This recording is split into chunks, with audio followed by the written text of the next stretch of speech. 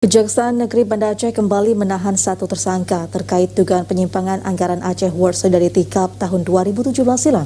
Setelah sebelumnya menahan MZ, jaksa kini menahan M selaku bendahara panitia dalam kegiatan dengan total anggaran senilai 9,8 miliar rupiah. Usai menjalani pemeriksaan, M yang merupakan bendahara panitia turnamen sepak bola Aceh World Solidarity Cup 2017 langsung ditahan di rutan kelas 2B Banda Aceh. Langkah ini menyusul selesainya berkas penyidikan di tingkat jaksa penyidik yang telah menetapkan M sebagai tersangka sejak 7 September lalu. Kasipitsus Kejari Banda Aceh Koharudin mengatakan M akan ditahan hingga 20 hari ke depan sambil menunggu selesai berkas dakwaan oleh jaksa penuntut umum. Selain M, jaksa penyidik juga menyerahkan sejumlah barang bukti dalam perkara dugaan penyimpangan turnamen sepak bola tersebut. M ditetapkan tersangka berdasarkan surat penetapan nomor 10 yang dikeluarkan Kejari Banda Aceh sebelumnya. Sebagai bendahara panitia, M dinilai bertanggung jawab atas pencairan anggaran yang tidak sesuai dalam kegiatan tersebut.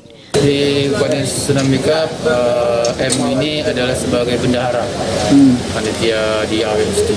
Apakah diduga juga ikut menikmati yang 730 itu atau seperti apa? Ya, pertanggungjawabannya hanya sebagai bendahara. Apa keluarga sempat mengajukan penangguhan penahanan?